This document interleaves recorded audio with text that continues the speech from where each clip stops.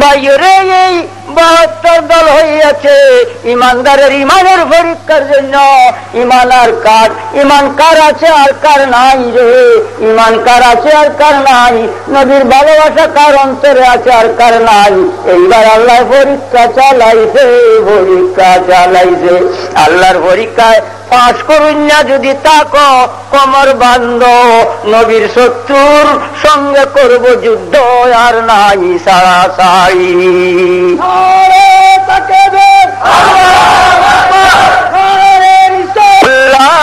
আলাইকুম সালামুন ইয়া হাবিবাল্লাহ, আলাইকুম সালাতুন ইয়া। আমি বলছিলাম মা কানা আল্লাহু লিয়ুআযিবাহুম ওয়া আনতা ফীহিম। কাফেররা কইছে, ওগো নবী যদি আল্লাহ সত্যই আল্লাহ হয়ে থাকে, কোন আমাদের উপরে আযাব নাযিল করত। আযাব যদি আমাদের উপরে আসে তাহলে বিশ্বাস করব যে আল্লাহ সত্য, আযাব যদি না আইতে আল্লাহ মানতাম না। কাফেররা দাবি। আল্লাহ আয়াত নাযিল করে, মা কানা আল্লাহু লিয়ুআযিবাহুম ওয়া আনতা ফীহিম।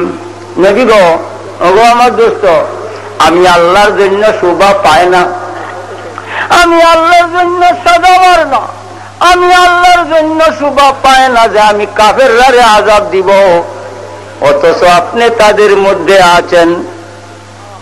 আপনি তাদের মধ্যে থাকা অবস্থায় আমার জন্য আযাব দেওয়াটা শোভা পায় না।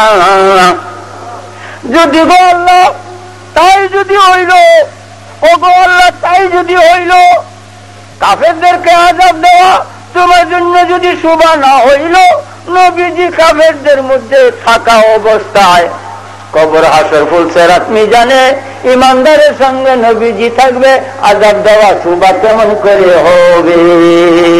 ভয় নাই রে যার অন্তরে আছে নবী মুহাম্মাদুর রাসূলুল্লাহ।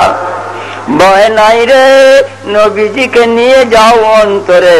আর রফিক সুম্মা তরিক, দূরদেশের যাত্রী রে ফিরে তো আর আসবে না এই দেশে।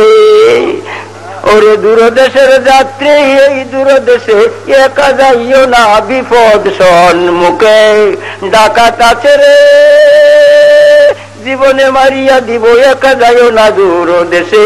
সঙ্গী লও সাথে, সঙ্গী হবেন দিনের নবী হাবিবে খুদা মুহাম্মাদুর রাসূলুল্লাহ।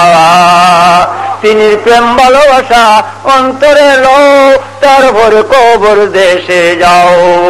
সালাতুন ইয়া